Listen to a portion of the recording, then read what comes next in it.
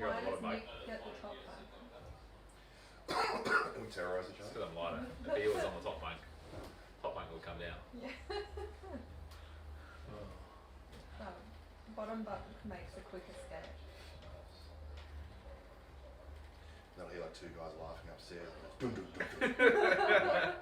How we with the client, we both kind of go silent, look at each other like, Nick's just moving stuff upstairs. It's just clanging around upstairs.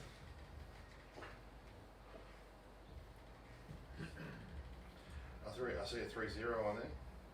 Yep, I'm good. Notice people are waving today. It's cool. People are waving your one as well. I don't know, have we had any waves yet? I can see it. Little yellow icon.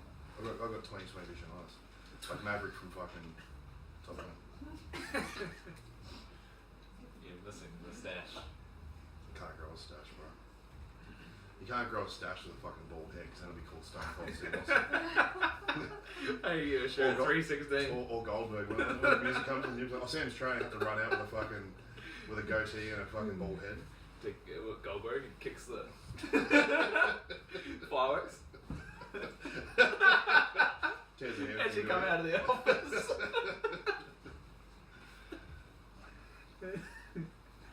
He's come out stone cold. Start getting beers thrown at you.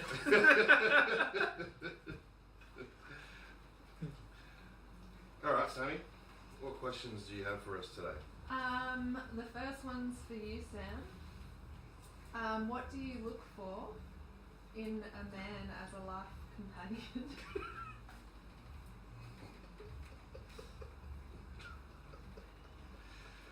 What? And it's a thing for Nick and I, so why the fuck do I get asked that?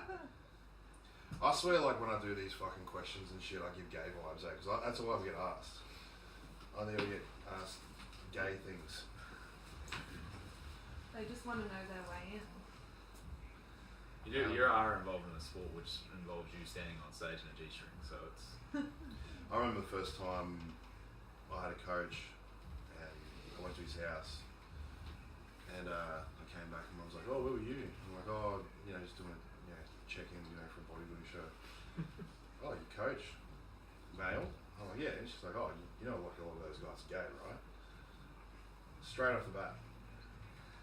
I look for very disciplined, I like people with discipline, who listen to what I have to say, who let me stay in control, and who are quite hairy with ginger hair like Alfie. And when I walk up to him, he's lying down, he puts his paws up and lies on his back and he goes like this. So he's very submissive. So that's what I look for, I guess, in a male companion. Being your dog. well, tiptoed around that one. Alright, next question. How can someone turn fear of failure and letting people down into a strength? You first. Fear of failure. I think failing's a good thing, You never learn from winning, so if you get the opportunity to fail as often as you can, because there's some lessons in that, I think I got mentioned, one of my mentors today actually mentioned to me, it's a Chinese proverb, I think you don't cross the same river twice, and it's like, you're going to learn the lessons of that, challenge and face it front on, and you'll never be challenged by that thing ever again, because you'll take the lesson. So yeah, don't fear failure. I've failed many times, That wasn't anyone coughing, that was Yoda. Little, Jesus. Fretchy. Oh, take it off Wi-Fi. Off Wi-Fi? Yeah. Really? Yeah, that's why I'm cutting it out. The fear of failure. I feel, I think you've got to have a crack at things, and you can sit there and say, it failed and you learned a lesson, or you can sit in your same position, twiddling your thumbs, thinking fuck all. And people will always be, the people that rag on you for having a crack at things are the ones that are sitting there wishing they did it. You know, like, I remember when I first came out and started this gym, for example, like, I know there's a lot of people that will probably said it failed. Look, fuck, if it failed tomorrow, you know, it's better than what I was doing, because, you know, I was just sitting complacent, you know, making good money, but I was comfortable. I don't like being comfortable. I think when you're sitting there just kind of sitting there doing nothing with your life, you're never going to sit there and be confident in yourself. You know, it builds momentum, it builds things that you can sit there and say, oh, you know, I can do this, or you know, if I can't, I've learnt the lesson for it. Like, I remember I did my first Arnold Classic in my pro debut, and I tried a routine I'll never ever fucking do again. And I'm known as a really good poser, but, you know, I had to have a crack at those things and went down a more Kai Green type of approach. And people liked it, but I thought, oh man, I was still to fuck with. You know, but, like, you know, I failed at that, but it made me a better bodybuilder for what I am today. You know, I did a show where I failed the show. You know, I've gone from smashing every show I did as an amateur, and I climbed to the top quite easily. And then when you go and do a pro show, I got 12th out of 14, you know, essentially that's a failure. But every show I did as an amateur, I looked at it and I said, you know, is that it? You know, I sat there after every show, and I looked at the trophy and I'm like, wow, like, didn't really give me much. But now when I train and I'm sitting there and I don't want to train, and I don't want to follow my diet and all these things, I sit there and think about my failure. I think you need failures. They're your driving points. The people that, you know, that talk shit and think you're going to fail and do all these things, you know, use that shit as fuel. People, I don't know, it's kind of like how I breed from negativity. Like, I love negativity more than I love people giving me compliments. And, oh man, you look good, you look good. That shit goes way over my head. I don't take any of that into consideration. But if someone says I'm going to fail, or I'm going to struggle and this and this and this, you know, I need that. I need those things in all aspects, you know, like, and I think that's why I've bred myself to become, you know, a good father and a good mentor to young people coming through, is from my failures. Because then you can sit there and say to people, don't do that. Oh, what do you know? Well, I fucked that up. It's a bad decision. I've done that before, you know. I can second that. Like, a lot of people often look at me and don't think I have, you know, experienced injury and gone through troubles and sporting background. You know, if I look at my sporting career, you know, to me, I was basically a near-on professional cricketer who, because of his obsession with basically being a closet bodybuilder, you know, destroyed my cricket career. You know, when I come back and play cricket in Australia, I had a knee injury, which led me to study what I had, you know, ended up doing to this point. So for me, identifying those things in someone else is where you can then go, hey, don't make the same mistake as me.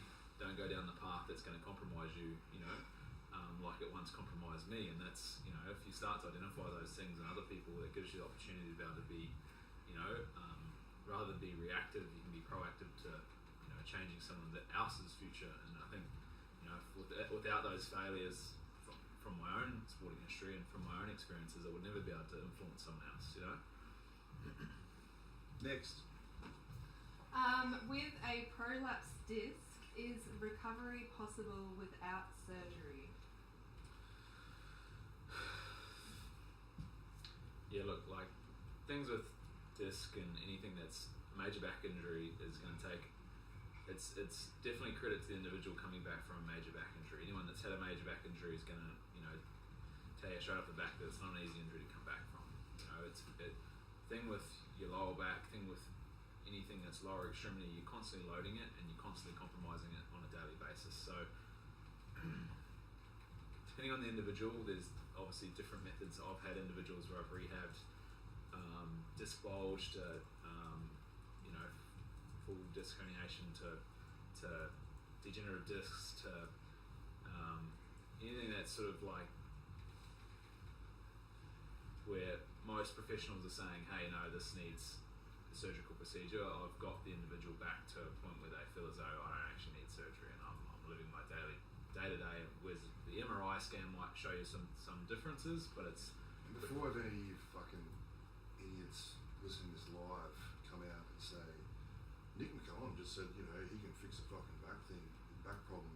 No, like, from my take on it, from someone who doesn't specialise in that, you know, it's there's so many variables in place for what a back injury is. Yeah. Just in my teachings alone, where I've heard of that injury, slip discs and all that shit, they probably don't have that in the fucking first place. You know, like, So, yeah. Sorry? Just don't slip that well. Yeah, no, that's what I'm saying. People come out and they say that, and you're like, well, no, you can prove that wrong straight away. Because they'll come in and say, I've got a bulge this. Oh, okay. So yeah, I definitely can't squat. I definitely can't deadlift, but I can definitely leg press. It's like, fuck me. Like we've spoken this before. It's like, well, if you can leg press, you can work through these other exercises to get there again. And again, like if you're leg pressing, I'm going to assume that you probably don't have an injury of that caliber. Well, even if they do, beginning to pull back the layers to identify what multifactorial issues and variables are actually influencing the issue to begin with, prior to then, even discussing what you can and can't do. Like, there's so many layers to that conversation. That's why there's a 3-hour appointment initially to assess an individual. But it's like, often people assume that surgery is the only option, and if you want surgery, go for it. But don't ask, in 20 years' time, in 2042, when I ask you how your surgery is going with the current technology that's available, don't look back at 2022 and go, fuck, I wish I didn't get that surgery, because that was a decision that you made, But with surgery as well, like, do you find as well people just like treatment, people rely on treatment, or people rely on surgery thinking that's going to actually fix them, when it actually comes to the post-surgery and post-treatment, when it comes to recovering an injury of any sort? The treatment is purely just restoring the recoverability of the pathology of the joint relationship. It's never going to fix the problem. You've got to identify the reasons as to why the injury it exists in the first place. There's a pattern. There's a pattern of decisions that led to the injury occurring in the first place. If you don't fix that fucking pattern, you ain't fixing shit. You'll literally be I had a client that literally this week had paid a surgeon 60 grand, and she said it did nothing, and now she's, aware that she has to address the patterns of decisions that she failed to address previously, to now be in the same position with the same injury, with the same pain that she had prior to the surgery. So for dumb terms, it's like saying you're going to go in and do a PT session and do a leg workout and you think you're going to get big legs from it. It's like, no, it's more so what you do away from the session to help your legs recover and grow. So it's the same thing when it applies to an injury. Yeah, 100%. It's the loop of shit. Most people say in it. It's like, shit training gets you the shit therapy gets you back to the shit training. And you stay in that loop for a period, then eventually the injury doesn't go away, or the pre-existing condition that the individual has progressively gets worse because you're never identifying it.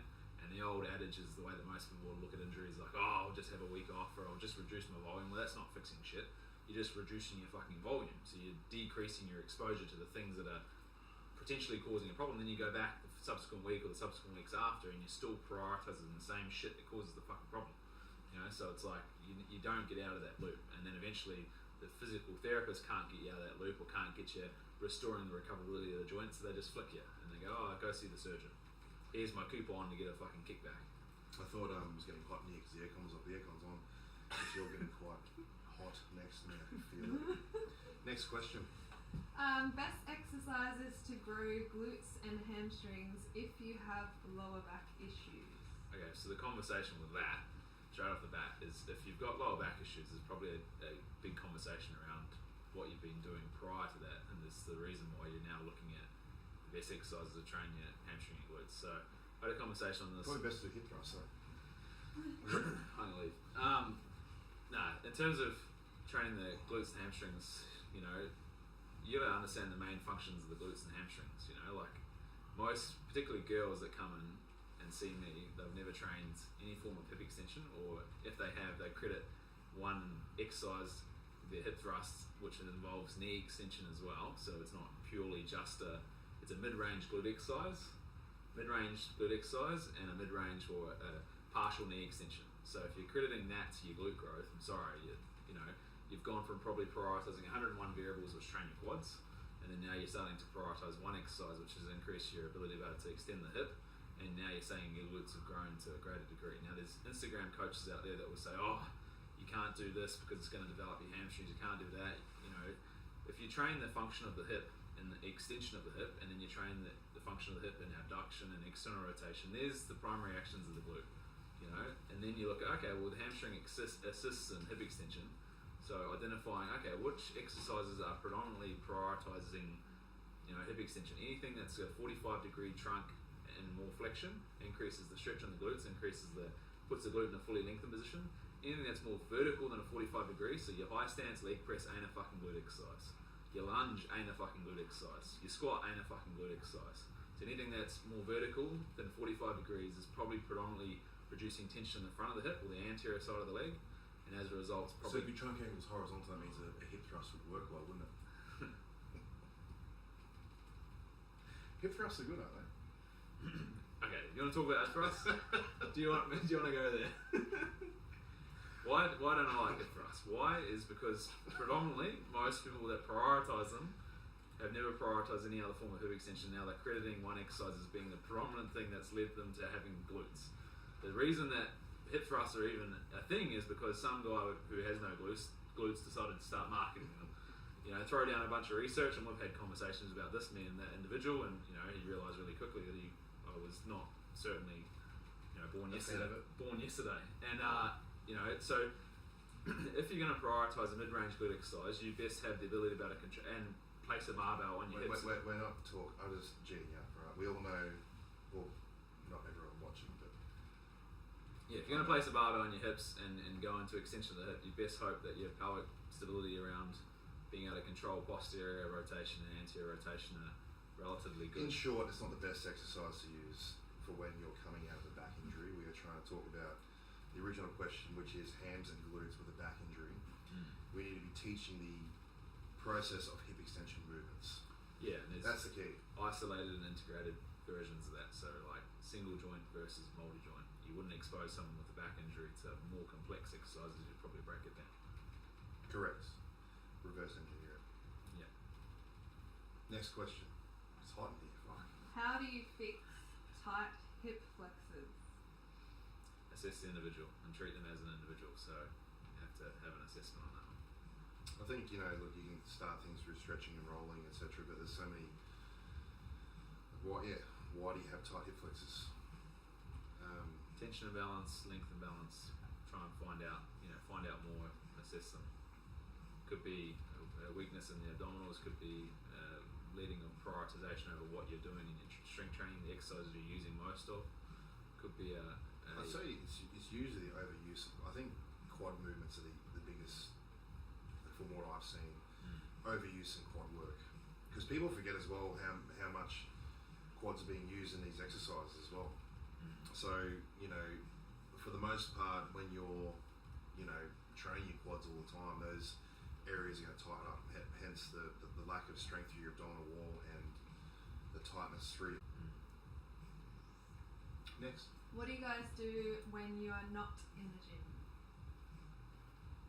Fuck. both got two animals. I got two animals. I got a daughter. I got Alf. I got one animal. It keeps me. I've actually stopped drinking lately. Yeah, not that I drink heaps, but I like to have a few scotches. I've actually just recently gone on to week on, week off with Naya, so I'm really enjoying my time off where I can just watch the football quietly on a Saturday arvo. I'm really enjoying that, some time myself. I think having a job like this where you're so invested in the people all the time, you do just want to come home to a quiet household and actually not do anything on your weekends. Nick thinks I'm incredibly antisocial. It knows. Because I tell Nick that I hate people, but there's a certain truth to that. I just don't want to see people. You sent me a picture of you on a flight at 12 p.m. that you booked to try and be the only one on the plane, so. But it was packed. It's not that. It's just because you want to be on your game when you come in and give people your time, because unfortunately as well, when you leave the gym, social media is still a part of your brand, so you still have to be active with people as much as I can. And although I try and be away from my phone, etc., you still have to give that time to people. So, when Gold Coast is a small place, we run into a lot of people we know. You have to give your time to people as well. So in my free time, when I have free time, I really just try to mellow out, chill out, sometimes roll a joint and just watch the football and have an early night. Yeah, I'm definitely the same on that. Watch a lot of sport in my own time. Take the dog for a walk. I don't really drink, but I definitely like just chilling out, watching some sport. Boring as fuck. Yeah. Such a catch. The two of us, eh? I like that. Such a catch. Yeah, what do you do in your free time? We actually hang out on a Sunday for breakfast. We actually do that. We go for breakfast together on Sundays. No one actually knows that, but we tell clients it's a business meeting, but we just catch up and have a Talk shit. That's our boys' night out Sunday morning. Pancakes. And talk about how we hate people from that week. Skinny latte. I'll get a double espresso. And the reason why I drink black coffee is not because I'm a bodybuilder, it's because I watched True Lies in grade 8 and I saw Arnold Schwarzenegger drinking a black coffee. I didn't know what bodybuilding was back then, but I thought if that's what you got to be a man, you got to drink black coffee, and I've had that ever since. Nick has been uploading lots of training videos lately. What show is he doing? Who's asking that? I'm comp prepping for 2025.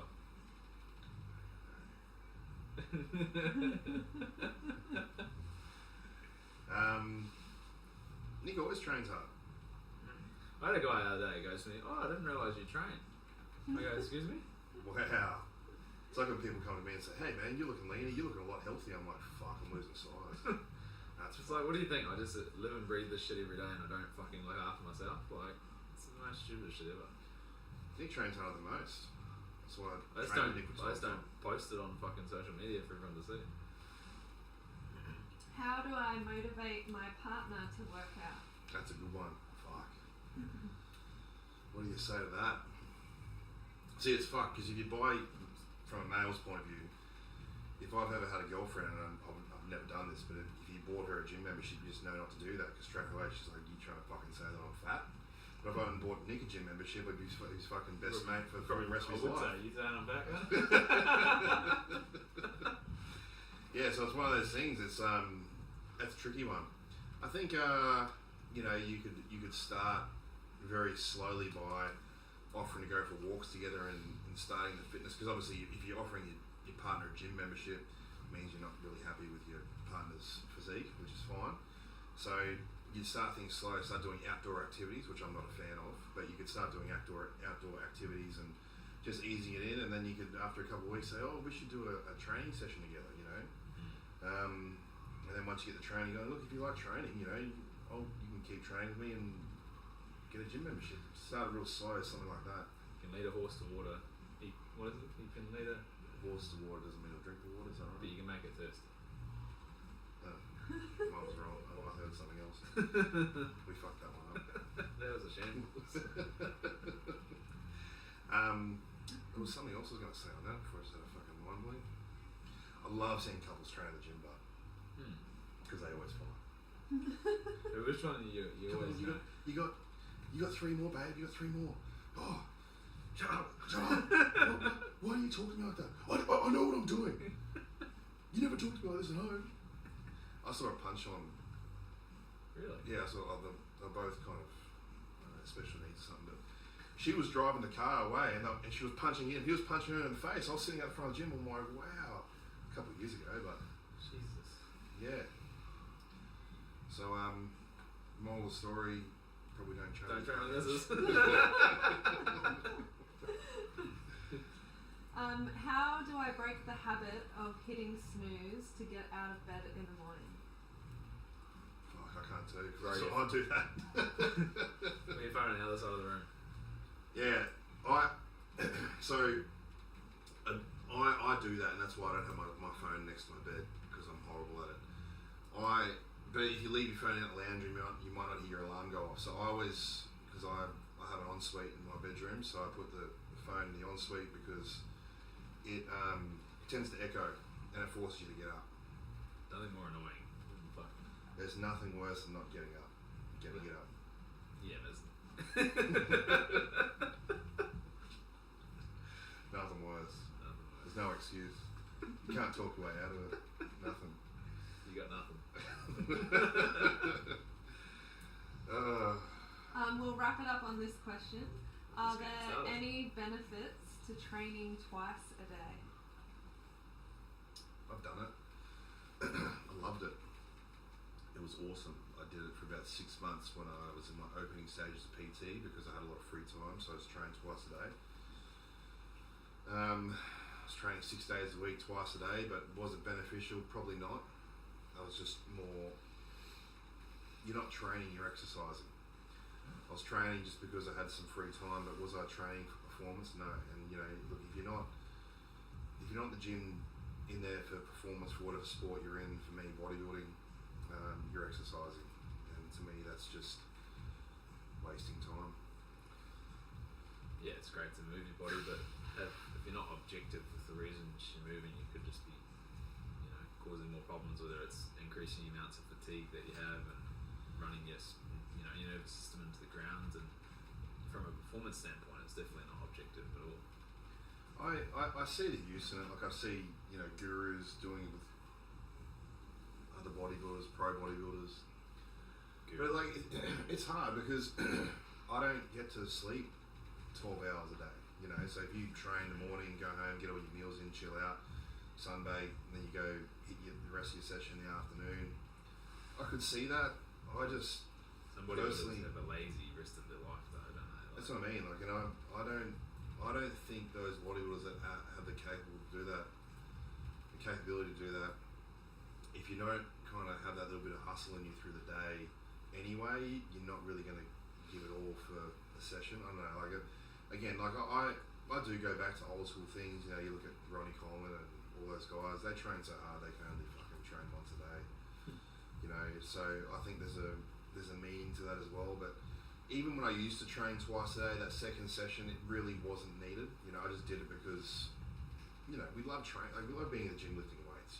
But honestly, now, so looking at your current situation with the kids and the kid and your dog, and it's time away from those things. Like for me, it's like get in and out, get it done.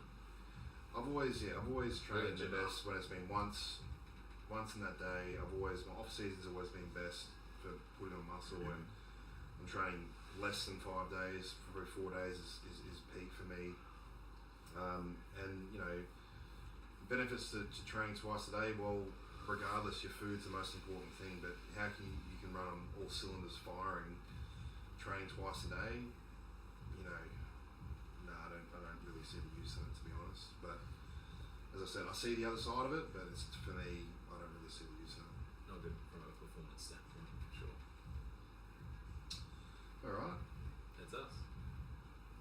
That's us for today. We'll wrap it up. Thank you again, ladies and gents. I'm glad to be back in the hot seat with Nick this week.